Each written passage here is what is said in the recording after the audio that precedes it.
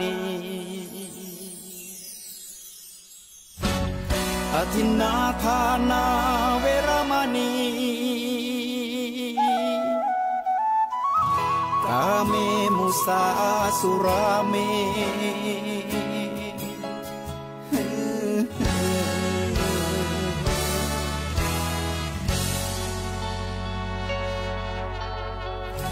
ศีลคือข้อห้ามธรรมคือข้อให้พุทธองค์ตรัสไว้ชี้ทางใจให้ภาคเพียรเบญจศีลเบญจธรรมท่องจำสมัยเราเป็นนักเรียนธรรมะไม่เคยแปรเปลี่ยนแต่เรายังจำได้ไหมมาทวงคำมันหมู่บ้านศีลห้าถือเป็นพันธะชาวพุทธทุกคนทั่วไทยสำนักพุทธขับเคลื่อนธรรมจุดเทียนสว่างที่กลางหัวใจสังคมจะร่มเย็นได้ศีลธรรมในใจต้องมีเบญจศีลว่ายังไงไหนลองท่องมาข้อหนึ่งห้ามฆ่าสัตว์ข้อสองห้ามลักทรัพย์ข้อสามห้ามประพฤติผิดในกามข้อสี่ห้ามพูดเท็จข้อห้าห้ามดื่มสุราแล้วเบญจธรรมทั้งห้ามันก็มาเกาะอยู่ที่ไหล่ของชายผู้หนึ่งที่เขาถูกเสียบหลาวอยู่เสียบหลาวก็คือการเหมือนครูซิฟายจับมาขึงพืชไว้บนไม้กางเขนอยู่กลางลานยกขึ้นให้สูงนกกามาเกาะอยู่ที่ไหล่ของชายคนนั้นแล้วก็จิกเอาเข้าที่ดวงตาเอาเนื้อดวงตาเนื้อจากใบหน้าไปกินยังชายคนนี้ให้ตายไปยินดีต้อนรับสู่สถานีวิทยุกระจายเสียงแห่งประเทศไทยด้วยรายการธรรมรับอรุณทุกวันที่นี่ข้าพเจ้าพระมหาไพบูลย์อาภีปุณโญก็จะมาพบกับท่านผู้ฟังในเรื่องราวที่เป็นไปในทางคำสอนของพระพุทธเจ้าที่มีอยู่หลากหลายรูปแบบไม่ว่าจะเป็นบทสนทนาเป็นคำอุทานเป็นเรื่องเล่าเป็นพระสูตรเป็นชาดกเป็นคำอธิบายเป็นคำกลอนต่างๆมีมากมายก็เรียกว่าเป็นลักษณะคำสอนอยู่ทั้งหมด9แบบด้วยกันโดยทุกวันศุกร์นั้นเป็นในรูปแบบของชาดกและธรรมบทที่มาในส่วนของนิทานเรียกว่าช่วงนิทานพรรณนาคำว่านิทานนั้นท่านผู้ฟังหมายถึงสิ่งที่มาก่อนเรื่องราวเป็นเขาเดิมปรารภเหตุเรื่องเดิมมาเป็นอย่างไรอย่างไรพระพุทธเจ้าจึงได้ตรัสอธิบายหัวข้อธรรมะอันนี้หัวข้อคือแม่บทอันนี้ที่ท่านอธิบายปรารภอาจจะภิกษุรูปนี้อาจจะอุบาสกหรือพราหมณ์คนนั้นอธิบายหัวข้อนี้แล้วมีเรื่องราวประกอบเกี่ยวข้องอย่างไรนี่คือส่วนที่เป็นนิทานแยกออกมาให้ท่านผู้ฟังในอีกช่วงหนึ่งทุกวันศุกร์แบบนี้เมื่อเราฟังทำความเข้าใจแล้วก็ต้องกลับมาที่หัวข้อธรรมะท่านผู้ฟังว่านิทานเรื่องนี้มันจะสอนหัวข้อธรรมะอะไรประกอบไว้ในเรื่องไหนแล้วให้เข้าถึงหัวข้อเรื่องราวแม่บทที่ยกมาประกอบนั้นให้ได้หัวข้อที่ข้าพเจ้าจะยกขึ้นในวันนี้ท่านผู้ฟังก็คือเรื่องเกี่ยวกับความที่เราจะเห็นในความดีแน่นอนว่าบางทีความดีมันทำยากโดยเฉพาะยิ่งการที่บวชออกมาแล้วจะประพฤติพรหมจรรย์ให้บริสุทธิ์บริบูรณ์บางทีเป็นสิ่งที่ทำได้ยากบ างทีมันก็หวนกลับไปคิดถึงเรื่องที่เคยมีความสบายในแบบฆราวาสอยู่เป็นประจำสืบเนื่องจากในสัปดาห์ที่แล้วที่ได้นำเรื่องราวประเภทนี้มาเล่าให้ฟังก็จึงอยากจะรวบรวมเรื่องราวที่เกี่ยวกับภิกษุมีความท้อถอยในการประพฤติพรหมจรรย์พระพุทธเจ้าช่วยเทศสอนยกเรื่องราวนิทานชาดกต่างๆมาอบรมบอกสอนเรื่องราวแบบนี้มีต้องเป็น10เรื่องในนิทานชาดกก็จะยกเรื่องที่เด่นๆน่าสนใจที่จะบอกว่ามีนักบวชหรือผู้ประพฤติพรหมจรรย์ผู้ใดผู้หนึ่งที่มีความคิดท้อถอยในการที่จะประพฤติพรหมจรรย์แล้วข้อมูลต่างๆเหล่านี้รวบรวมมาเนี่ยจะเป็นประโยชน์ในการที่จะให้เห็นแง่มุมต่างๆในการพิจารณาได้เรื่องแรกในวันนี้ก็มีภิกษุรูปหนึ่งท่านผู้ฟังมาในชาดกที่ชื่อว่าอาสังกะชาดกเรื่องราวพื้นฐานเดิมๆก็จะคล้ายๆกันภิกษุบวชมาแล้วด้วยความศรัทธาคิดว่าจะพ้นทุกข์แต่พอบวชออกมาความเป็นอยู่ลำบากไม่เหมือนกับอยู่ครองเรือนเหมือนเดิมเวลาจะกินบางอย่างก็ไม่ได้กินเวลาจะทำอะไรบางอย่างมันก็ไม่ได้ทำเหมือนเดิมเนี่ยจึงมีความคิดท้อถอยอ่อนแอเกิดความที่ว่าไปบิณฑบาตในเรือนเดิมของตนแม่บ้านคือภริยาเก่าก็ได้ทำอาหารที่ถูกปากให้ก็จึงมีความคิดท้อถอยอยากจะลาสิกขาไปอยู่กับภริยาเก่าไปอยู่ครองเรือนเหมือนเดิมในเรื่องนี้ภิกษุรูปนี้ก็มีลักษณะแบบนี้เหมือนกันพระพุทธเจ้าจึงเล่าเรื่องราวในอดีตนี้ให้ฟังว่าแม้ภิกษุรูปนี้ก็ได้เคยเสียเวลาถึง3 ปีไปกับหญิงนี้แล้วเหมือนกันเรื่องราวที่ท่านยกมาก็คืออาสังกะชาดกเรื่องราวนี้เป็นเรื่องราวที่พระพุทธเจ้าของเราตอนนั้นเป็นโพธิสัตว์เกิดอยู่ในตระกูลพราหมณ์ในสมัยที่พระเจ้าบรมทัตครองราชย์อยู่ที่แคว้นกาสีเกิดอยู่ในตระกูลพราหมณ์ที่เป็นอุปราชเป็นปุโรหิตทีนี้พอเติบโตขึ้นศึกษาความรู้แล้วก็ไม่ได้สนใจจะรับราชการตามบิดาต่อไปก็จึงขอออกบวชมาอยู่เป็นฤาษีในป่าอาหารเนี่ยก็ได้จากหัวมันบ้างผลไม้ที่หล่นเองบ้างมีฌานอภิญญาสมาบัติต่างๆเกิดขึ้นเป็นเวลาหลายปีผ่านมาปรากฏว่ามีเทวดาตนหนึ่งตัวบังเป็นเทวดาที่มีฤทธิ์มีบุญจุติคือเคลื่อนคำว่าจุติหมายถึงตายนั่นแหละแต่ว่าเทวดานี่เขาไม่มีการทอดทิ้งร่างแบบมนุษย์ที่ตายแล้วก็จะมีศพให้เหลือต้องทำการชาปนกิจแต่ว่าเทวดาเนี่ยเขาหายไปเลยในอาการที่หายไปเลยเนี่ยเขาก็เรียกว่าจุติคือเคลื่อนจากสภาวะนั้นเทวดาตัวนี้พอเคลื่อนคือตายคือจุติแล้วก็ไม่ได้ไปเกิดในลักษณะที่ว่าไปอยู่ในครรภ์ของมนุษย์แบบคนอื่นๆเขาแต่ว่าจุติมาอยู่ที่ดอกบัวดอกหนึ่งในสระบัวใกล้ๆกับที่อยู่ของดาบทฤาษีคนนี้จุติมาอยู่ที่ดอกบัวท่านผู้ฟังคือตายแล้วเนี่ยมาสถิตอยู่ที่ดอกบัวเกิดเป็นเด็กน้อยขึ้นอาศัยดอกบัวเนี่ยเหมือนเป็นคันของมารดาค่อยๆโตขึ้นมาดอกบัวนี้ก็ค่อยๆใหญ่ขึ้นจนกระทั่งกลีบดอกของมันก็ร่วงโรยลงไปยังเหลืออยู่แต่ตัวโคนของดอกที่มันยังตูมอยู่เป็นป่องๆอยู่เหมือนท้องของคนขึ้นมาอย่างนี้โพธิสัตว์ที่อาศัยอยู่ที่ป่าแห่งนั้นมาที่สระบัวนั้นอยู่เป็นประจำเป็นระยะตามวงรอบของการที่ต้องมาใช้น้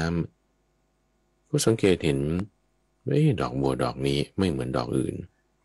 ทำไมดอกอื่นๆพอร่วงโรยแล้วก็เฉาเหี่ยวแห้งไปดอกนี้มันยังตั้งอยู่เหลืออะไรเป็นตูมๆอยู่ตรงนั้นก็จึงลุยน้ำลงไปเปิดดอกบัวดอกนั้นออกดูเห็นว่าเป็นเด็กทารกท่านผู้ฟังเด็กทารกอยู่ในดอกบัวนอนขดอยู่ ดูแล้วก็ว่าเป็นเด็กทารกเพศหญิงเห็นแล้วก็มีความรักเหมือนดั่งลูกคิดว่าจะมาเลี้ยงเป็นลูกสาวก็แล้วกันแถวนี้ไม่มีใครอยู่ใครจะดูแลเราก็เลี้ยงดูแลนี่แหละจนกระทั่งว่าเด็กนี้เติบโตขึ้นจากเด็กทารกก็เป็นเด็กพอเดินได้เติบโตใหญ่ขึ้นก็เป็นสาวละอายุ16 ปีรูปร่างของนางนี่สละสลวยมากผิวพรรณนี่งามเกินกว่าผิวพรรณของมนุษย์ทีนี้พอเริ่มโตขึ้นแล้วคือความที่จะอยู่ร่วมกันมันก็จะยังไงล่ะจะไม่ค่อยเหมาะสมโพธิสัตว์เนี่ยก็มีอุปถากคือท้าวสักกะเทวราชบางครั้งบางคราวก็มาสอบถามคุยธรรมะกันอยู่เป็นประจ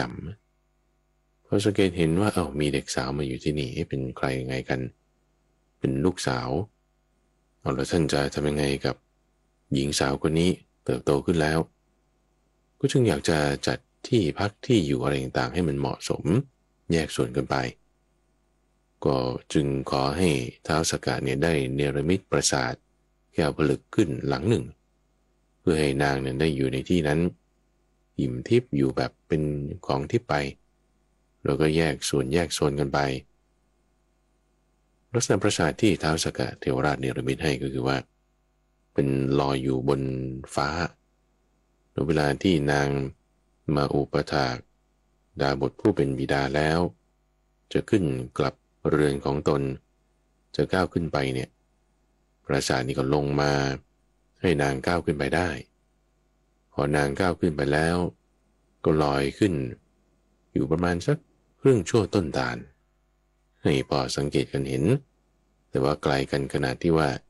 จะกระโดดปีนข้ามกันไปหาไม่ได้อันนี้คือเพื่อที่รักษาทั้งสองฝ่ายคือรักษาการประพฤติพรหมจรรย์ของโพธิสัตว์ดาบทแล้วก็รักษาความเป็นพรหมจรรย์ของหญิงสาวคนนี้ด้วยในเวลาต่อมาระหว่างไม่นานมีพรานป่าคนหนึ่งก็มาเที่ยวเก็บหาของป่าจนกระทั่งเดินทางมาถึงที่ที่ฤาษีโพธิสัตว์นั้นอยู่พอดีก็มาไหว้ท่านกราบขอฟังธรรมอะไรต่างๆสังเกตเห็นหญิงสาวผู้นี้หญิงสาวผู้นี้ทำไมอยู่บนปราสาทแก้วหลังนั้นแล้วก็ลงมาหาดาบทฤาษีนี่เป็นประจำแล้วก็กลับขึ้นไปหญิงสาวนี้เป็นอะไรกับท่านพรานป่าเนี่ยพอทราบว่าเป็นลูกสาวเกิดจากลักษณะแบบนี้ก็เก็บข้อมูลอันนี้ไว้อีกประการหนึ่งว่าหญิงสาวคนนี้เนี่ยโพธิสัตว์ตั้งชื่อให้ตามชื่อเรื่องนี้เลยท่านฟังก็เอาชื่อของหญิงสาวเนี่ยมาเป็นชื่อเรื่องของชาดกนี้เธอชื่อว่าอาสังกากุมารีที่ตั้งชื่อให้แบบนี้เพราะว่าตอนที่ลุยน้ำไปที่กอบัวนั้นสงสัยอยู่ว่าอะไรจะมีอยู่ในดอกบัวนั้นนะสงสัยอยู่โดยความสงสัยนี่ก็จึงตั้งชื่อเธอว่าอาสังกาซึ่งถ้าจะแปลเป็นภาษาไทยก็เหมือนกับปริศนาอย่างนี้หรอมั้งเป็นปริศนาว่าจะยังไงอะไรอยู่ที่นั่นถ้าแปลเป็นไทยนะก็น่าจะได้ชื่อว่าหญิงสาวปริศนาแต่ก็มาฝ่ายพรานป่าคนนี้ท่านผู้ฟังพอกลับไปถึงเมืองก็นำข่าวนี้ไปแจ้งกับพระราชาเลยพระเจ้าพรหมทัตพอทราบแล้วว่านี่มีหญิงสาวสวยงามเลอเลิศอยู่ที่ในป่าหิมพานต์ความงามของเธอเป็นอย่างนี้พอเล่าเรื่องราวอะไรต่างๆให้ฟังแล้วพระราชาก็สนพระทัยก็จึงให้พรานป่านั่นแหละนำทางไปพร้อมกับเหล่าจตุรงคเสนาคือเสนาทั้งสี่มีกองพลช้างกองพลม้ากองพลรถแล้วก็พลเดินเท้าไปเพื่อที่จะไปนำเอาหญิงสาวอาสังกากุมารีเนี่ยมาเพื่อที่จะมาเป็นมเหสีนี่แหละอาศัยพรานป่าเป็นคนนำทางไปพอไปถึงในที่ใกล้แล้วก็ตั้งค่ายอยู่บริเวณนั้นแล้วก็พระราชาพร้อมกับอมาตย์จำนวนหนึ่งก็เข้าไปหาดาบททูลทักทายปราศัยกันแล้วก็ได้พูดถึงเหตุที่มานี่แหละว่าผู้หญิงเนี่ย เป็นมลทินของการประพฤติพรหมจรรย์นะท่านมีธิดาอยู่อย่างนี้อยู่ในป่าแบบนี้มันก็อันตราย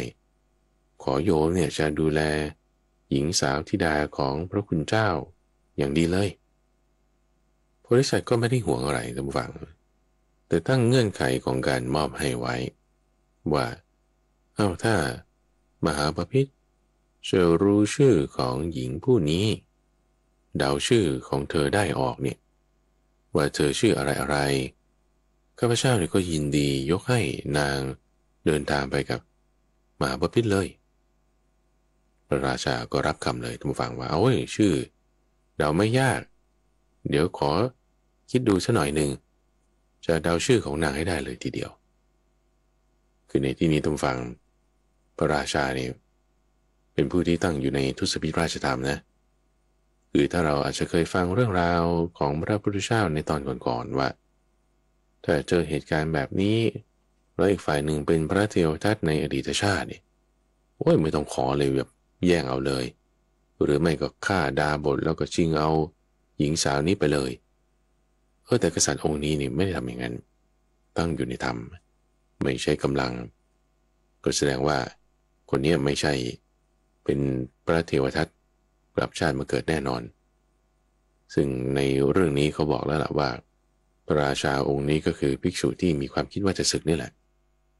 นางอาสังกากุมาริกาที่จะมาสู่ขอนำกลับไปพระราชวังก็คือภรรยาเก่านี่แหละแต่ว่าไม่ได้จะเอาไปได้ง่ายๆธรรมดาต้องเดาชื่อของนางให้ถูกซะก่อนในชาตินั้นก็จึงประชุมกับอมาตย์เลยที่ไปด้วยกันว่านางนี่จะชื่ออะไรลิสต์ออกมาทั้งหมด12ชื่อสงหญิงไม่ใช่ชื่อธิดาไม่ใช่ชื่อบัวขาวไม่ใช่ชื่อบัวเหลืองหรือเปล่าไม่ใช่เดากันอยู่งั้นแหละทุกฝั่งปีหนึ่งผ่านไปในระหว่างปีหนึ่งผ่านไปเนี่ยก็กลับไปคิดชื่อกลับมาบอกชื่อก็ไม่ใช่อย่างนั้นเลยนะจนกระทั่งว่าอาหารอะไรต่างๆที่นำมาก็ร่อยหลอลงเรากองพลบริวารตั้งค่ายอยู่ตรงนั้นบางทีก็ถูกสัตว์ร้ายจับไปกินบ้างถูกโรคร้ายในป่าเบียดเบียนบ้างเป็นมาลาเรียบ้างถูกสัตว์เลื้อยคลานตอดกัดบ้างทั้งม้าก็โดนบ้างช้างโดนบ้างคนก็โดนบ้างก็มีพระราชาเนี่ยก็เริ่มอารมณ์เสียละทำไมเราจะมาจมปลักอยู่ที่นี่นะคือพออารมณ์เสียกริ้วขึ้นก็ไม่ได้ไปตามอารมณ์เสียนั้นแล้วทำสิ่งที่เป็นอกุศลเอางั้นเราตัดใจดีกว่าเราไม่เอาผู้หญิงคนนี้ก็ได้แต่ไม่ให้ก็ไม่เอาจะมาเสียเวลาอยู่ที่นี่ปีหนึ่งทำไมจะไปดีกว่าจังหวะที่จะไปบอกลาดาบทผู้นี้นางอสังกากุมาริกาท่านผู้ฟังอยู่บนปราสาทแก้วผลึกลอยตัวอยู่เนี่ยก็เปิดหน้าต่างออกมาให้พระราชาคนนี้ได้ทอดพระเนตรเห็นพระราชาได้เห็นความสวยของนางอีกครั้งหนึ่งเนี่ยก็บอกเลยว่าอันนี้ฉันจะกลับแล้วนะไม่สามารถเดาชื่อของเธอได้เลยอยู่ที่นี่ก็ได้รับความลำบากไปก่อนนะนางอสังกากุมาริกาจึงได้ทูลพระราชาทูลฟังเล่าถึงที่นางได้มาจากในสวรรค์ชั้นดาวดึงที่นั่นเนี่ยมีสวนจิตรลดานางคนนี้เล่าให้พระราชาฟังนะว่าในสวนจิตรลดาเนี่ย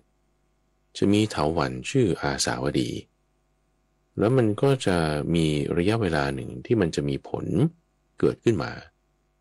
ในผลของมันเนี่ยถ้าเปิดออกมาปุ๊บข้างในเนี่ยจะมีน้ำทิพย์พวกเทวดาถ้าไปดื่มน้ำทิพย์จากผลของต้นเถาวัลย์อาสาวดีแล้วจะแบบว่าเคลิ้มเมาอยู่นอนเนี่ย4 เดือนนู่นนะเถาของต้นอาสาวดีเนี่ย1,000 ปีนะถึงจะมีผลออกครั้งเดียวพวกเทพบุตรที่เป็นนักเลงสุราอยู่ในสวรรค์ชั้นดาวดึงเนี่ยเขาก็จะไปเฝ้าอยู่ที่ต้นไอ้เจ้าอาสาวดีเนี่ยอยู่เป็นประจำเดี๋ยวก็ไปดูอีกเดี๋ยวก็ไปดูอีกดูว่าต้นนี้มันยังปลอดภัยอยู่ไหมผลมันออกหรือยัง ตลอด1,000 ปีเนี่ยไปคอยเฝ้าดู1,000 ปีมีครั้งเดียวนะเดี๋ยวไปเฝ้าดูเนี่ยผลออกผลเดียวเนี่ยเราก็ดื่มกินเคลิบเคลิ้มเมามาอยู่4 เดือนเท่านั้นล่ะจิบเดียวผลเดียวโอ้ยแล้วทำไมพระราชาเนี่ยมาเฝ้าหม่อมฉันอยู่ปีเดียวทำไมถึงท้อใจแล้วความหวังนี่เราต้องตั้งไว้สิเราต้องมีหวังนะดูอย่างเทวดาพวกนั้นเนี่ย1,000 ปีออกครั้งเดียวยังไปคอยเฝ้าไปคอยดูหวังว่าจะกินมันอยู่ดื่มน้ำจากต้นอาสาวดีพระองค์เนี่ยอย่าเพิ่งตัดความหวังสิให้ตั้งความหวังเอาไว้เดี๋ยวมันก็สำเร็จหรอกพระราชาพอได้ยินถ้อยคำของนางเล่าเรื่องนี้ให้ฟังก็เกิดความสนใจต่อก็จึงประชุมกับเหล่าอมาตย์อีกละเรามาตั้งชื่อกันอีกไปเลือกชื่อนั้นมาเลือกชื่อนั้นมาไปหาดาบทอีกเลือกมาอีกคราวนี้20 ชื่อเดาดูสิว่ามันใช่ชื่อของนางไหมไปถามโพธิสัตว์อีกเหมือนเดิมก็ปฏิเสธไม่ใช่คราวนี้เวลาก็ผ่านไปอีกปีนึงนะขึ้นปีที่2พอขึ้นปีที่2ปุ๊บก็ไม่ไหวละเสบียงต่างๆก็ร่อยร้อลงเราบริวารก็ได้รับความลำบากจะไปแล้วนี่คราวนี้นางนี่ก็โผล่มาอีกตรงฝั่งนางอาสังกากุมาริกาอยู่บนปราสาทโผล่หน้าออกมาให้พระราชาเห็นแล้วก็คุยสอบถามว่าเป็นยังไงพระราชาก็ว่าโอ้จะกลับแล้วถอดใจแล้วไม่ไหวไม่ได้ตั้งความหวังแล้วไม่ได้ก็ไม่เป็นไรจะกลับแล้วนางก็จึงพูดคำนี้ขึ้นตรงฝั่งว่าธรรมดาคนที่ตั้งความหวังไว้มันต้องสำเร็จนะคนที่ตั้งความหวังไว้ไม่สำเร็จเนี่ยมันไม่มีหรอกเนี่ยมีนกยางตัวหนึ่งนะที่ทราบเรื่องมาเนี่ยก็อยู่บนยอดเขานู่นนะก็อยู่บนยอดเขามองเห็นแม่น้ำอยู่นู่นไกลๆคิดว่าจะไปกินปลาแล้วก็ดื่มน้ำอยู่ที่แม่น้ำที่เห็นไปไกลๆนู่นแต่ว่าก็ไม่อยากจะลงไปเพราะว่าเกาะอยู่บนยอดเขาเนี่ยมันปลอดภัยดีมีลมเย็นตัวเองก็ยืนเฉยๆชิวๆสบายแต่อยากจะไปที่นู่นอยู่แต่ว่าแบบอยู่ที่นี่สบายกว่าตั้งใจนะนกตัวเนี้ยนกกระยางที่เกาะอยู่บนยอดเขาเนี่ยมีความปรารถนามีความหวังโอ้ยเราจะได้ไปกินน้ำตรงนั้นกินปลาตรงนั้นเกาะอยู่อย่างนั้นน่ะแต่ว่าตั้งความปรารถนาไว้แล้วมันจะไปได้เกิดขึ้นได้ยังไงล่ะเหมือนคนอยู่ฝั่งนี้คิดว่าจะไปฝั่งนู้นแล้วก็ขอให้ฝั่งนู้นเข้ามาตัวเองก็นั่งคุมโปลงอยู่ที่เดิมไม่ได้มันไม่สำเร็จหรอกแต่นางนี้เล่าเรื่องนี้ฟังว่าสมัยนั้นเนี่ยท่านรู้ไหมว่านกกระยางตัวนั้นเกาะอยู่ตรงนั้นก็จริงอ่ะตอนนั้นเนี่ยเป็นสมัยที่เริ่มมีภพดาวดึงใหม่ๆมันเป็นสมัยที่ท้าวสักกะเทวราชยังทำสงครามอยู่กับพวกอสูรท้าวสักกะนี่ต้องการความเป็นใหญ่ในภพดาวดึงจึงจะไปย่ำยีพวกอสูรพอไปย่ำยีพวกอสูรแล้วได้ครองความเป็นใหญ่ยิ่งในดาวดึงพิภพมโนรสคือความปรารถนาของตนเองสำเร็จแล้วก็จึงมีความคิดว่าถ้าใครมีความต้องการอันไหนอยากจะช่วยให้คนนั้นสำเร็จในมโนรสคือความปรารถนาของตนนั้นด้วยเสด็จมาถึงบริเวณยอดเขานั่นแหละเห็นเจ้านกกระยางตัวที่เกาะอยู่บนยอดเขานั้นอ่านจิตของนกกระยางตัวนั้นพบว่ามันมีความปรารถนาอยากดื่มน้ำอยากได้กินปลาในแม่น้ำที่อยู่ทางไกลโน้นท้าวสักกะเห็นความปรารถนาของมันยังไม่สำเร็จผลคิดว่าจะช่วยทำความปรารถนาให้สำเร็จผลก็จึงเนรมิตยกแม่น้ำมาทั้งหมดเลยยกแม่น้ำมาทั้งหมดจากในที่ต่ำยกให้มันทอดยาวมาจนถึงในที่สูงให้นกกระยางที่เกาะอยู่บนยอดเขานั่นแหละได้จิกกินปลาได้ดื่มน้ำในขณะที่มันก็ยังยืนเกาะอยู่ที่เดิมนั่นเองนะตลอดทั้งวันเลยนะดูความปรารถนาของนกยางที่เกาะอยู่บนยอดเขายังสำเร็จผลได้โถท่านเพิ่ง2 ปีเอง นะลองดูอีกหน่อยเดี๋ยวก็สำเร็จได้นางเล่าเรื่องนี้ให้พระราชาฟังพระราชาก็ฟังด้วยเห็นรูปของนางไปด้วยแม่นางนี้ก็สวยงามเจรจาปราศัยก็มีเรื่องราวเอาไปเราตั้งชื่อกันมาอีกดูตั้งมีอีก100 ชื่อตามฝังในวาระที่3วาระแรกนี่1 ปีใช่ไหม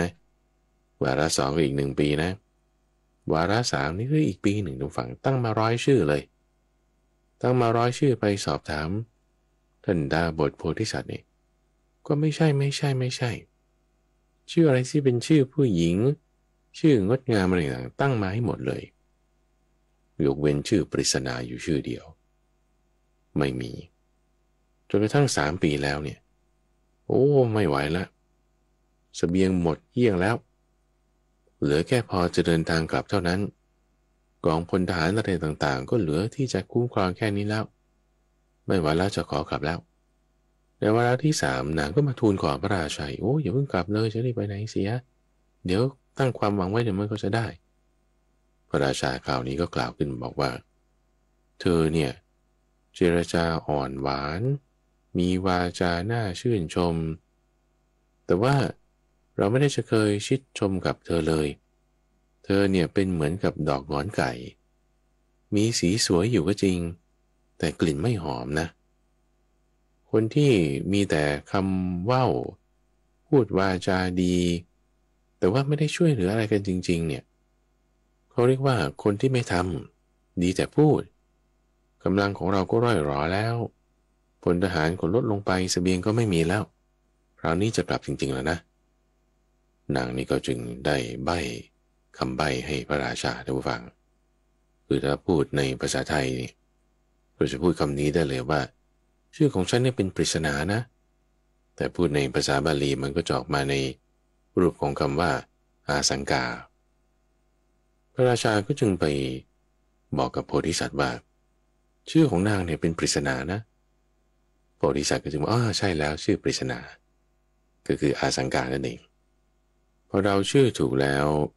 เธอก็ลงมาจากปราสาทแก้วกับบอกลาบิดาลงจากปราสาทแล้วก็ไปกับพระราชาก็ไปสู่นครพาราณสีฝ่ายโพธิสัตว์ตั้งอยู่ในธรรมพอสิ้นอายุขัยแล้วก็ไปเกิดในพรหมโลกพระพุทธเจ้าทรงฟังเล่าเรื่องของนางอาสังกากุมาริกาให้ภิกษุรูปนี้ฟังนี่บอกว่าพระราชาในชาตินั้นก็คือภิกษุเธอนี่แหละเสียเวลาอยู่3 ปีเพราะอาศัยนางอาสังกากุมาริกานี่คนเดียวนางอาสังกากุมาริกานั้นก็คือภรรยาเก่าของเธอนี่แหละภิกษุรูปนี้พอได้ยินได้ฟังเรื่องราวนี้ทุกฟังมีความสลดใจอย่างมากว่าเราเคยเป็นอย่างนี้เหรอเนี่ยพระพุทธเจ้าก็ยังเทศเรื่องอริยสัจสี่อะไรต่างๆต่อให้ฟังอีกสุดท้ายภิกษุรูปนั้นก็ได้บรรลุเป็นพระโสดาบันแล้วก็สามารถที่จะอยู่ครองพรหมจรรย์ต่อไปอีกได้ยังมีภิกษุอีกรูปหนึ่งผู้ฟังในเรื่องที่2วันนี้เป็นในชาดกที่ชื่อว่าปุพพรัตตชาดกคำว่าปุพพรัตตนั่นก็คือดอกคำนั่นเองหมายถึงผ้าที่ย้อมจากดอกคำเรื่องราวนี้ก็คล้ายๆเดิมว่าภิกษุรูปนี้เกิดความท้อถอยในการประพฤติพรหมจรรย์คิดว่าจะกลับไปอยู่กับภรรยาเก่าเพราะว่าเธอนั้นมีรสมือที่อร่อยเธอก็จึงเล่าความหลังความเป็นมาเดิมของภิกษุรูปนี้ให้เธอนั่นแหละฟังว่าในสมัยนั้นตัวพระองค์เองเกิดเป็นเทวดาที่อาศัยอยู่ในอากาศเขาเรียกว่าสกเทวดารูปแบบของเทวดาที่อยู่ในชั้นจตุมาราชิกาท่านผู้ฟังจะมีอยู่หลายแบบเป็นอาศัยดินก็มีอาศัยต้นไม้อาศัยอากาศอาศัยตามซุ้มประตูหรือว่าสิ่งก่อสร้างอย่างใดอย่างหนึ่งที่เรามักจะได้ยินกันกับรุกขเทวดาหรือเจ้าที่เจ้าทางหรือเทวดาที่อาศัยอยู่ตามบ้านเรือนอยู่ตามศาลเจ้าอยู่ตามศาลพระภูมิพวกนี้คือลักษณะเทวดาที่อยู่ในชั้นจตุมาราชิกา เป็นเทวดาชั้นเบื้องต้นปรากฏว่าพระพุทธเจ้าเป็นโพธิสัตว์ในชาตินั้นก็เป็นเทวดาชั้นเบื้องต้นอาศัยอยู่ในอากาศอาศัยอยู่ในอากาศก็คือไปตามลมนั่นเองเป็นเทวดาที่สร้างลมดูแลเรื่องอากาศพวกนี้สมัยนั้นในกรุงปราณสีนี่คือเรื่องราวที่เกิดในอดีตแล้วนะเขาก็มีการจัดงานมหรสพกันการจัดงานมหรสพเนี่ยก็จะเป็นในท้ายหลังจากฤดูเก็บเกี่ยวอากาศมันเย็นๆฝนไม่ตกทุกคนได้ผลผลิตอะไรต่างๆแล้วก็มีความชื่นชมปีติยินดีกันเขาก็จัดงานกันขึ้นเป็นงานในวันเพ็ญเดือน12งานนี่โอ้จัดอย่างยิ่งใหญ่อลังการไม่ได้จัดวันเดียวจัดติดต่อกัน7วันครึ่งเดือนนู่นน่ะทุกคนนี่ก็มีจิตใจร่าเริงยินดี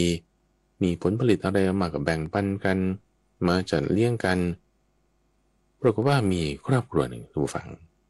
เป็นสามีภรรยาก็ค่อนข้างจะเป็นครอบครัวที่มีความเข็ญใจละ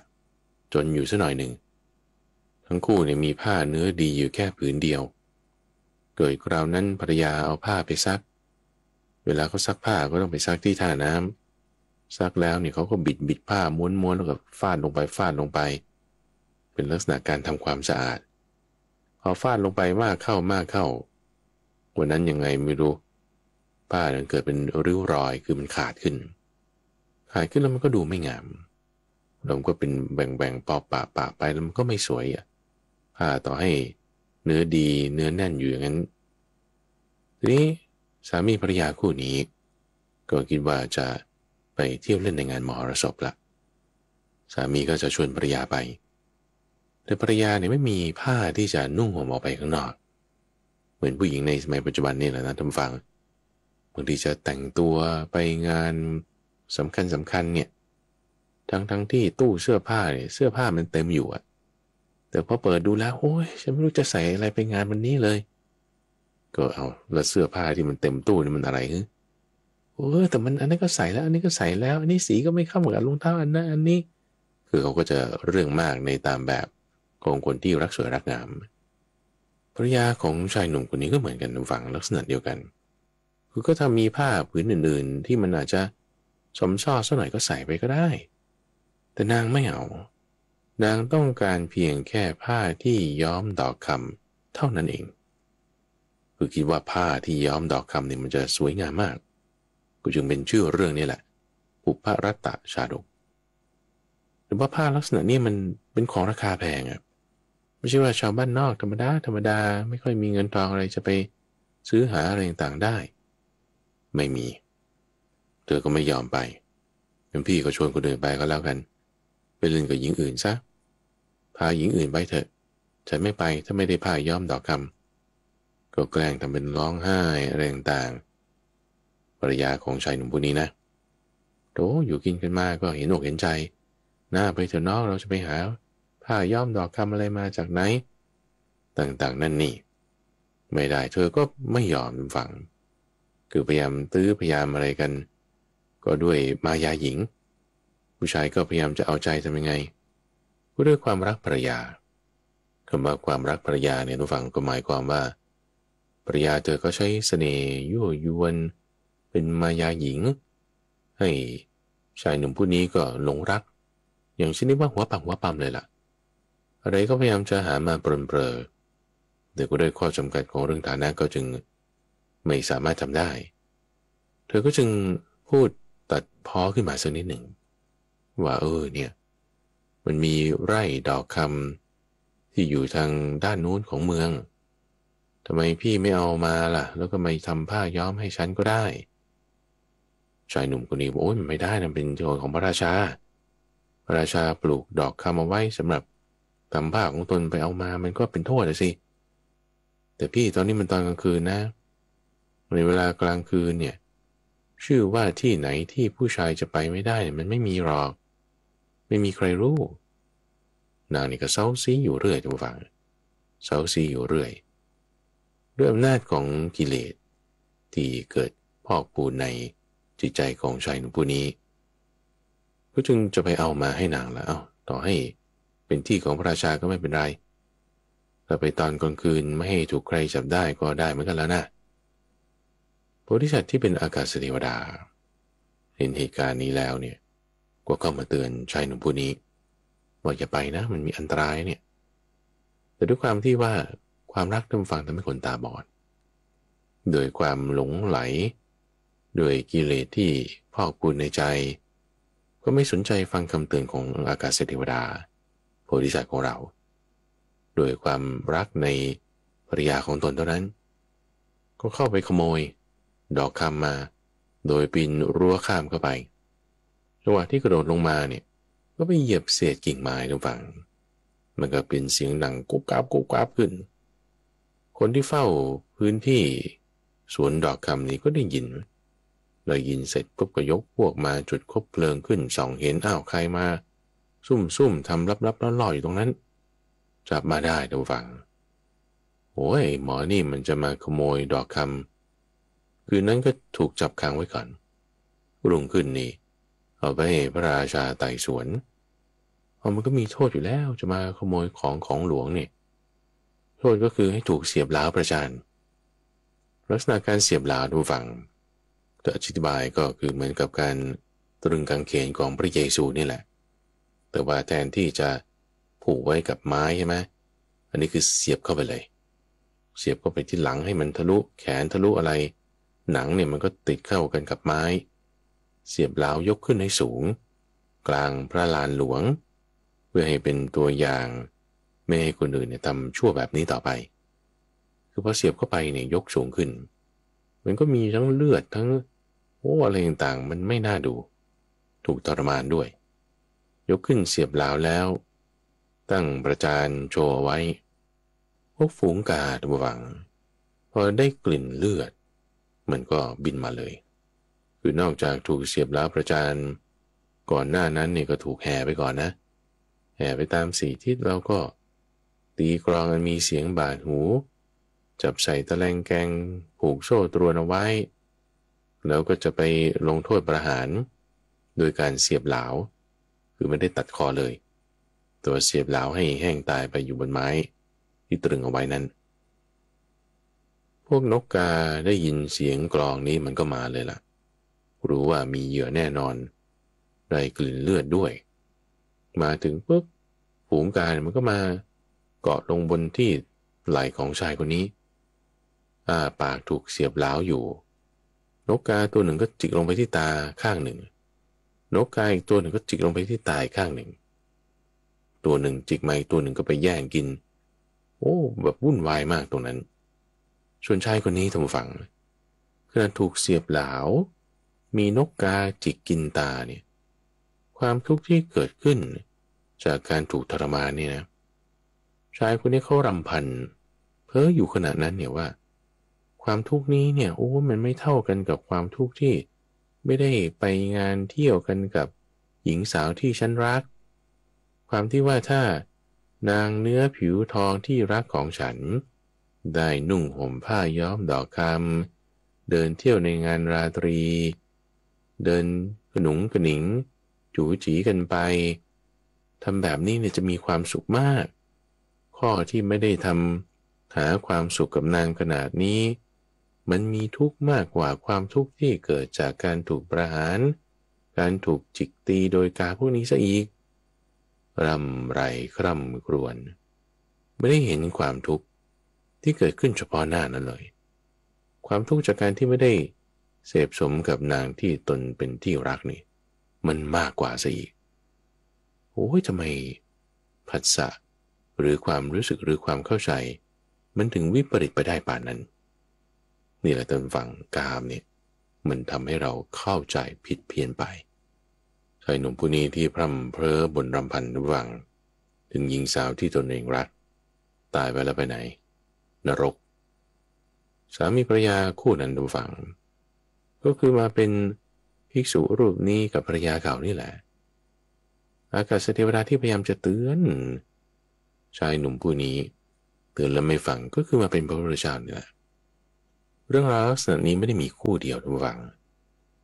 นี่คือในเรื่องของบุพรัตตชาดกใช่ไหมยังมีอีกเรื่องหนึ่งที่มีลักษณะแบบนี้เหมือนกันเลยเหมือนกันเป๊ะเลย ว่าภิกษุรูปหนึ่งเกิดกระสันอยากศึกเพราะว่าภรรยาเก่าแล้วเหตุการณ์ในอดีตก็เป็นเหมือนกับเรื่องของหญิงที่ต้องการผ้าดอกคำนี้แต่ว่าเป็นอีกคู่หนึ่งที่ไม่ใช่คู่เดียวกันแต่เหตุการณ์เนี่ยมีลักษณะเหมือนกันไม่แน่ใจว่าจะเป็นในวาระที่พระพุทธเจ้าเกิดเป็นอากาศเทวดาในชาตินั้นเหมือนกันหรือว่าคนละชาติก็ตามแต่เรื่องราวมันมีเหมือนกันอย่างนี้แต่ว่ารายละเอียดเนี่ยมันมีความแตกต่างกันนิดหนึ่งว่าชายผู้นี้พอถูกจับได้เนื่องจากการไปขโมยดอกคำในสวนของพระราชาแล้วมาเสียบเหลาจังหวะที่ถูกเสียบเหลาอยู่นกกายังไม่ทันมาจิกกินเรื่องราวนี้เป็นเรื่องราวที่ชื่อว่ากามวิลาปะชาดกคือความที่เป็นผู้พิลาภถึงกามก็ว่าพิลาภนี่หมายถึงร่ำไรรำพันพิลาภคร่ำครวญถึงความที่ท่านใช้คำนี้เพราะว่าชายผู้นี้ทุกฝั่งก็ได้ร่ายกรอนบทที่รำพึงรำพันถึงความรักระหว่างตัวเขากับหญิงสาวที่เขารักแม้ขณะที่ถูกเสียบเหลาประจานอยู่นั่นแหละจะมีใครส่งสารนี้ไปให้ภรรยาที่รักของเราได้บ้างจะเขียนกลอนนี่ก็เขียนไม่ได้แล้วงั้นก็ฝากข่าวสารนี้ไปให้นกกาเอาไปให้ภรรยาหน่อยก็แล้วกันสารที่รำพันถึงความรักที่ให้กับนางนี้แล้วก็บอกว่าสมบัติที่เป็นแหวนน้อยๆซ่อนอยู่ที่หัวนอนขอให้เธอเก็บไว้ใช้จงยินดีด้วยทรัพย์เหล่านั้นตัวเองจะตายอยู่แล้วทุกฟังยังไม่ได้คิดถึงว่าจะเอาอะไรเป็นที่พึ่ง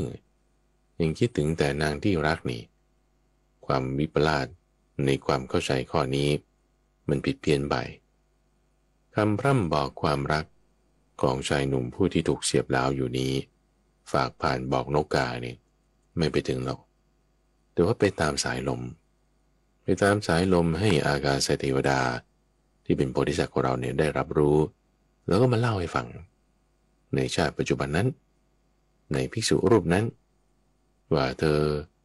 ได้มีความรักในหญิงสาวเนี่ยตายไปแล้วก็ไปเกิดในนรกเหมือนกันนะเป็นรูปที่สองในเรื่องราวที่ปรารภเกี่ยวกับเรื่องดอกคำนี้ชื่อว่ากามวิลาปะชาดก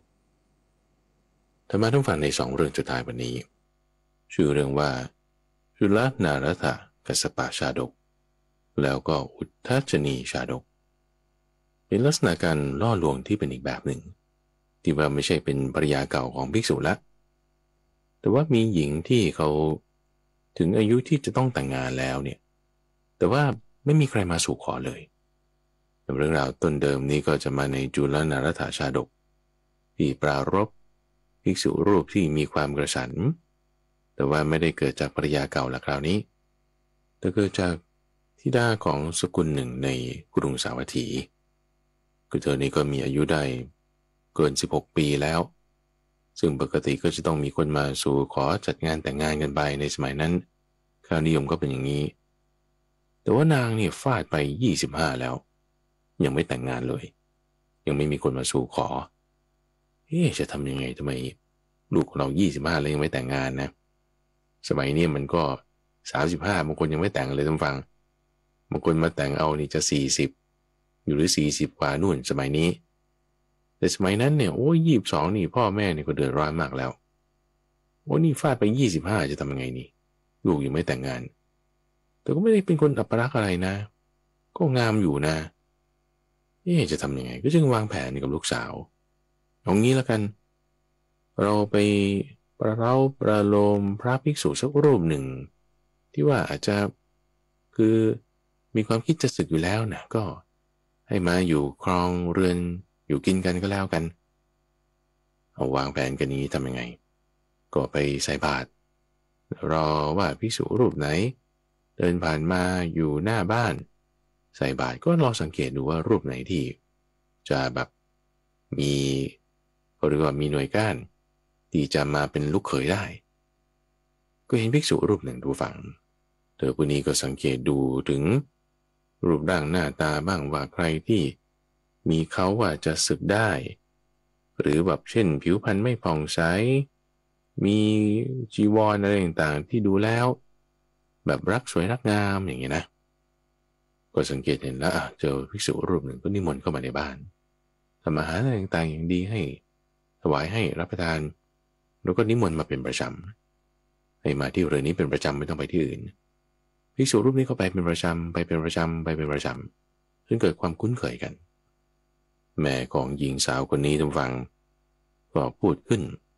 คือไม่ได้พูดต่อหน้าพระภิกษุรูปนี้หรอกแต่พูดอยู่กับใครไม่รู้แต่เป็นทำนองให้ภิกษุรูปนี้เขาได้ยินขึ้นมาพูดถึงประมาณว่าในเรือนไหนนี่นะที่ถ้าไม่มีลูกชายหรือลูกเขยแล้วเนี่ยโอ้ยการจะมาตรวจตราดูเย่าเรือนเนี่ยมันจะไม่ได้เลย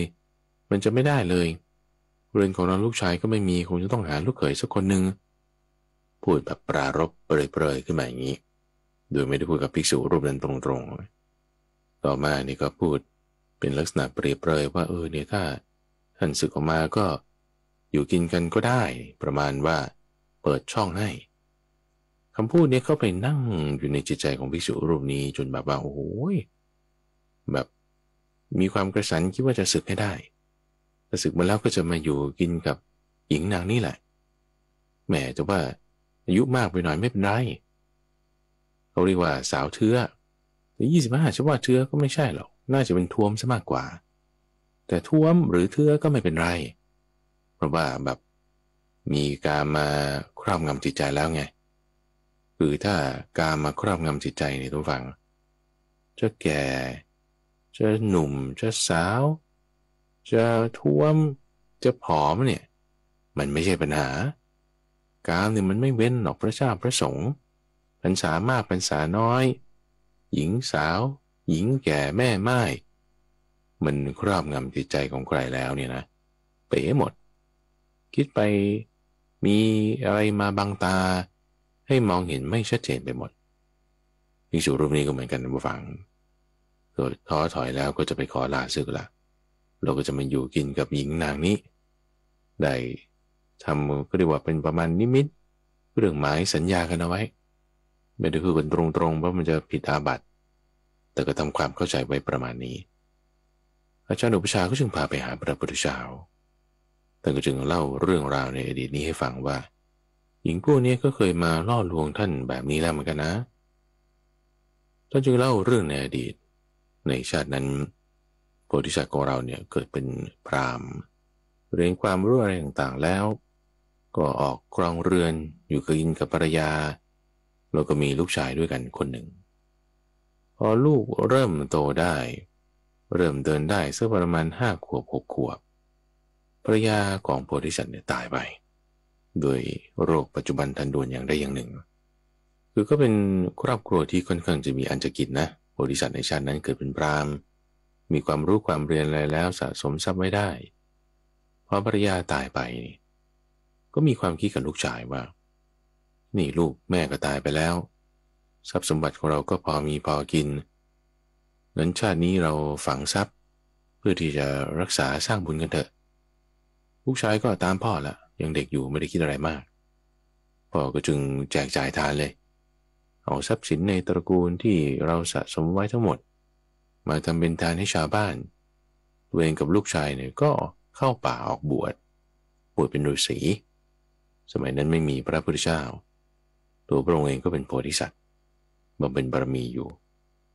จำแนกแจกจ่ายทานออกหมดเรียบร้อยสมบัติไม่เหลือเพียงบริการไว้สำหรับดำเนินชีวิตเข้าไปอยู่ป่ากัน2 คนพ่อลูกเวลาก็ผ่านมาหลาย10 ปีท่านผู้ฟังเกิดมีพวกโจรกลุ่มหนึ่งก็ไปปล้นหมู่บ้านชายแดนแห่งหนึ่งเข้าพอไปปล้นเสร็จแล้วก็ขโมยทั้งของจับทั้งคนมาด้วยจับคนจะมาเป็นทาสใช้งานกลุ่มเฉลยกันมาปรากฏว่าในกลุ่มเฉลยนั้นก็มีหญิงสาวคนหนึ่งที่เธอนั้นก็ค่อนข้างจะมีความสวยงามมีมายาหญิงในการที่จะล่อลวงพวกโจรนี้ได้ก็จึงทำอุบายแต่ทำอุบายเหมือนกับว่าจะยั่วยวนให้โจรนั้นมาเผลอเรอกับตนเองแล้วก็อาศัยจังหวะ ที่โจรนั้นเผลอหลงในความงามของตนใช้ท่อนไม้หรืออะไรสักอย่างใดอย่างหนึ่งเนี่ยทุบตีโจรคนนั้นแล้วก็หนีออกมาจากกลุ่มของเฉลยที่ถูกจับไปหนีออกมาจากกลุ่มก้อนแล้วเดินทางมาในป่าแต่ผู้เดียวนางผู้นี้ก็มาเจออาสมของดาบทพ่อลูกนี้ในขณะที่เห็นแล้วก็โอ้ยดีใจมากเรารอดแล้วจะก็ไปหาเป็นที่พึ่งที่อาศัยจังหวะนั้นเป็นจังหวะที่บริษัทของเราดาบทผู้พ่อนี่ออกไปหาผลไม้ในป่าพอดีพอเข้ามาที่อาสมแล้วก็เจอแต่ดาบทผู้ที่เป็นลูกเห็นดาบทผู้ที่เป็นลูกยังหนุ่มอยู่นางนี่ก็คิดว่าโอ้ยเราจะต้องล่อลวงดาบทคนนี้ให้ได้เพื่อที่จะรักษาเราให้รอดพ้นจากภัยนี้กลับกันเข้าไปสู่เมืองลักษณะตรงนี้ก็เหมือนเรื่องของอิสิสิงคลดาบทเลยท่านผู้ฟังที่เกิดมาเนี่ยไม่เคยเห็นผู้หญิงคือหมายความว่าไม่รู้จักคือไม่ได้รู้เดียงสาในเรื่องนี้ถูกผู้หญิงนั้นยั่วยวนล่อลวงให้มีสัมพันธ์ลึกซึ้งกันแล้วเกิดความยินดีพอใจไปเอางั้นเราก็จะไปอยู่ในเมืองด้วยกันจะมาอยู่อะไรในป่าให้ลำบากไปเราไปกันแต่ด้วยความที่ว่าจะต้องบอกคุณพ่อก่อนจะไปเลยไม่ได้ก็รอพ่อให้กลับมาก่อนนางคนนี้ก็กลัวว่าถ้าพ่อมาแล้วนี่จะมีปัญหาหรือจะถูกตีถูกว่าก็จึงหลบไปอยู่ที่อื่นก่อนพอไม่ได้อยู่กับนางเนี่ยดาบทผู้ลูกนี่เกิดแบบจิตใจมันวงวางหวงเหวงไม่เป็นอันทำอะไรเราทำไมเป็นอย่างนี้เราอยากอยู่กับหญิงคนนี้แต่พอหญิงคนนี้ไม่อยู่เรารู้สึกหวงเหวงขึ้นมีความเร่าร้อนขึ้นจึงไม่ได้ทำงานอะไรต่างๆที่ว่าจะต้องกวาดเตรียมพื้นที่ตักน้ำเตรียมไฟไม่ได้ทำเลยนอนทอดถอนใจอยู่อย่างเดียวพอกลับมาจึงแล้วเอาลูกทำไมไม่ได้ทำอะไรต่างๆเหล่านี้เป็นอะไรหรือเปล่าลูกนี่ก็จึงเล่าเรื่องของหญิงสาวที่มาในที่นี้พ่อก็ทราบแล้วว่าโอ้ลูกของเรานี่เสียศีลไปแล้วหมดพรหมจรรย์แล้วอยู่ในป่าไม่ได้แล้วจะขอลาคุณพ่อไปอยู่กับหญิงผู้นี้แหละแต่ว่าก่อนจะลาไปนี่ขอให้คุณพ่อให้โอวาทเพราะว่าลูกนี่ไม่ได้เคยอยู่ในเมืองมาก่อนเลยอยู่มาก็ตอนเป็นเด็กนี่มันจำความไม่ได้แล้วล่ะทีนี้จะกลับเข้าไปสู่เมืองอยู่ในหมู่บ้านเนี่ยก็ต้องมีข้อปฏิบัติขนบธรรมเนียมประเพณีอะไรยังไงขอให้คุณพ่อเนี่ยช่วยสอนให้หน่อยพ่อก็จึงสอนให้ทุกฝั่งพูดถึงความที่ว่าถ้าเจ้าจะละจากป่านี้หากินเง่ามันผลไม้อะไรต่างๆเนี่ย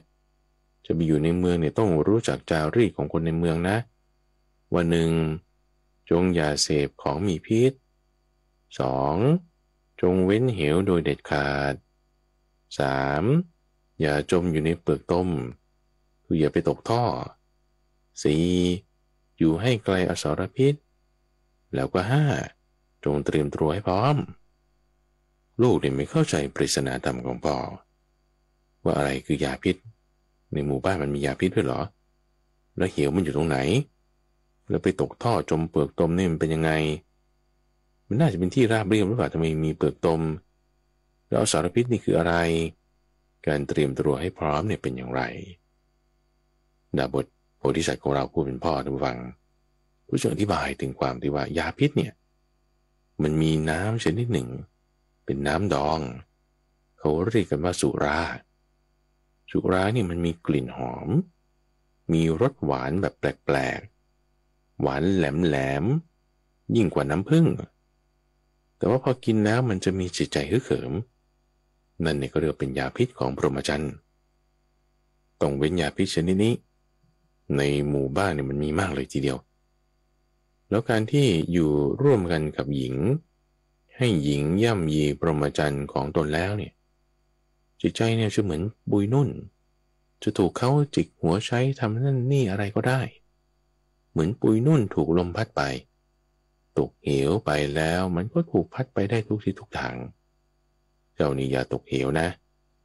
ถ้าถูกเขาสั่งทำนั่นนี่เนี่ยมันจะเป็นเหมือนตกเหวนี่แหละ แล้วการที่มีลาภสักการะเสียงสรรเสริญเยินยอต่างๆนั่นนี่อันนั้นนี่เขาเรียกว่าเป็นเปลือกตมของพรหมจรรย์มันเป็นความเศร้าหมองเป็นความไม่ผ่องใสสิ่งที่เป็นอสารพิษก็คือพระราชาท่านว่าพระราชาเนี่ยเป็นผู้เป็นใหญ่ในแว่นแคว้นอย่าเข้าไปใกล้พระราชาเลยเพราะว่าถ้าเข้าไปใกล้พระราชาไม่ว่าจะเป็นแค่พระราชาหรอกแค่อำมาตย์หรือเสนาบดีคนใดคนหนึ่งเนี่ยเขาสามารถที่จะให้เราได้รับโทษได้ทันทีนะเกิดโกรธขึ้นมาเนี่ยฉกกัดเหมือนงูมีพิษได้มีอันตรายเลยทีเดียวในสี่อย่างเนี่ยบัณฑิตรู้แล้วเนี่ยควรจะเว้นออกจากไกลสี่อย่างนั้นคืออะไรสำคัญกันนะทุกฟังคือยาพิษเหวเปลือกต้มแล้วก็อสรพิษพอได้ยินพ่อเตือนขนาดนี้ทุกฟังว่าโอ้มันวุ่นวายนะเนี่ยความที่จะเข้าไปอยู่ในเรือนี่จะไปอยู่ได้ไงโอ้มันมีสิ่งเหล่านี้อยู่ในป่านี่ปลอดภัยกว่าอีกอยู่ในบ้านเรือนนี่จะไม่ปลอดภัยเลยพอได้ยินคำเตือนนี้ดาบทผู้ลูกก็ตั้งสติได้ทุกฟังว่าโอ้เราไม่ไปดีกว่าเราอยู่ที่นี่กับพ่อมีความปลอดภัยไม่ควรที่จะไปแดนมนุษย์ที่มีอันตรายแบบนั้นบิดาก็จึงสอนให้เจริญเมตตาภาวนาเจริญพรหมิหารภาวนาสามารถยังฌานอภิญญาให้เกิดได้โดยเวลาไม่นานแล้วพอภายหลังเมื่อหมดสิ้นอายุขัยกันไปก็ได้ไปเกิดในปรมโลกเราก็ได้อธิบายถึงว่าภิกษุรูปนี้ก็คือดาบทผู้ลูกนี่แหละส่วนหญิงที่มาล่อลวงในชาตินั้นถูกจับเป็นเฉลยก็คือสาวท้วมคนนี้ที่จะมาล่อลวงพระรูปนี้ให้สึกนั่นเองส่วนเรื่องสุดท้ายในวันนี้ทุกคนก็คล้ายๆเหมือนกันกับเรื่องของจุรนารัตถกัสสปะชาดกนี่เลยความเป็นมาเหมือนกันแต่เป็นภิกษุคนละรูปกันเกิดมาในอีกชาติหนึ่งบริษัทเป็นพราหมณ์มีครอบครัวพอภรรยาตายก็ไปกับลูกชายออกบวชอยู่ในเรือนแล้วลักษณะเดียวกันว่ามีหญิงผู้หนึ่งถูกจับมาเป็นเฉลยหนีจากกองโจรมาได้มาเจออาสมของดาบทก็ไปแล้วเห็นแต่ลูกก็จะชักชวนกันออกจากเรือนไปความแตกต่างกันในชาตินั้นเรื่องที่สองนี้ชื่อว่าอุทัจจนีชาดกความแตกต่างกันก็คือว่าห้ามไม่ได้คราวนี้ลูกดาบทนี่ห้ามไม่ฟังในการที่ว่าจะเข้าอยู่ในเรือนกับหญิงที่หนีจากพวกกองโจรนั้นมาได้ห้ามไม่ได้ว่าไม่ฟังทำยังไงก็ต้องปล่อยให้เข้าเรือนไปพอปล่อยให้เข้าเรือนไปเตือนไว้จังหวะสุดท้ายก่อนที่จะออกจากป่าเนี่ยบอกว่าลูกถ้าเผื่อว่าหญิงผู้นี้นะได้นำหรือสั่งเจ้าว่าเอาให้ไปตักน้ำมาขอเกลือขอสิ่งนั้นสิ่งนี้กล่าวด้วยถ้อยคำอ่อนหวานอะไรต่างๆแล้วเนี่ยให้นึกถึงคำของพ่อนะให้กลับมาที่นี่นะลูกได้ยินคำสั่งเสียสุดท้ายของพ่อก่อนออกจากป่าก็เดินทางไปเข้าไปอยู่ในเมืองอยู่กับหญิงที่ได้เกี่ยวปาราศีกันเรียบร้อยแล้วแหละแล้วบทน้อยทุกฝั่งพอไปถึงในเมืองก็อยู่ในเรือนของหญิงผู้นี้แหละเสพสมอะไรกันเรียบร้อยแล้วเราก็ต้องทำมาหากินจัดแจงสเกจูทุกอย่างเลยทุกฝั่งวันนี้ต้องทำอันนี้เสร็จแล้วก็ทำอันนี้ต่อมาแล้วก็ซักอันนี้พรุ่งนี้ก็ทำอันนี้ต่อแล้วก็ต่ออันนี้อาทิตย์หน้าจะทำอันนั้นโอ้ดาบทน้อยนี่มาอยู่แค่วันแรกทุกฝั่งโอ้เดี๋ยวให้หาปลาเดี๋ยวให้หาเนื้อทำสิ่งนั้นนี้ใช้เราอย่างกระทาสกรรมกรด้วยนะนึกขึ้นได้นึกถึงคำของพ่อว่าโอ้นี่แหละเนาะที่ว่าถ้ามาอยู่ครองเรือนแล้วถ้าถูกใช้อย่างกับจับกังถูกใช้อย่างกระทาสนี่ให้นึกถึงพ่อให้ได้ก็จึงระลึกถึงคำของพ่อได้ทุกฝั่งจังหวะที่ต้องออกมาหาปลาหาเนื้ออะไรต่างๆไปเลี้ยงครอบครัวเนี่ยดาบทน้อยคนนี้ก็ใช้โอกาสนั้นหนีกลับมา หาบิดาของตนในป่านั้นเลยไม่ได้กลับไปครองเรือนกับหญิงนั้นอีกในตอนจบนั้นก็เหมือนกันว่าสองพ่อลูกก็ประพฤติพรหมจรรย์กันจนสิ้นอายุขัยแล้วก็ไปเกิดในพรหมโลกส่วนภิกษุที่พระพุทธเจ้าเตือนสตินั้นก็คือดาบทที่เกิดเป็นลูกชายนั้นหญิงสาวที่ออกจะท่วมซะหน่อยที่จะมาล่อพระรูปนั้นให้สึกก็คือเป็นหญิงสาวที่หนีจากกองโจรมาในชาตินั้นนั่นเอง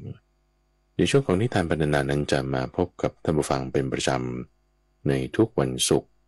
ตั้งแต่เวลา 5:00 ถึง 6:00 น.เช้าทางสถานีวิทยุกระจายเสียงแห่งประเทศไทย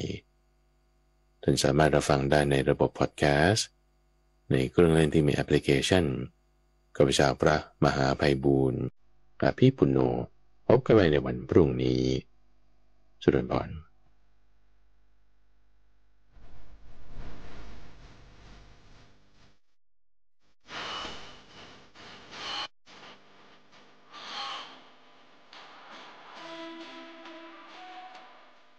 ติดตามรับฟังรายการธรรมรับอรุณ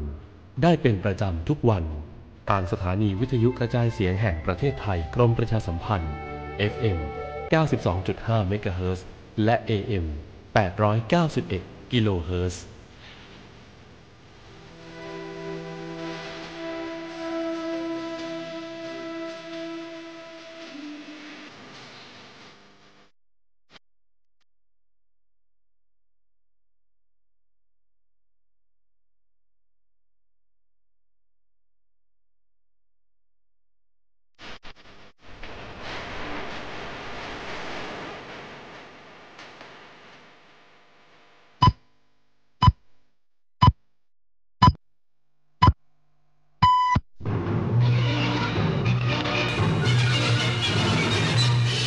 สถานีวิทยุกระจายเสียงแห่งประเทศไทยและเครือข่ายทั่วประเทศเสนอข่าวต้นชั่วโมงรู้เร็วรู้จริงเกาะติดทุกสถานการณ์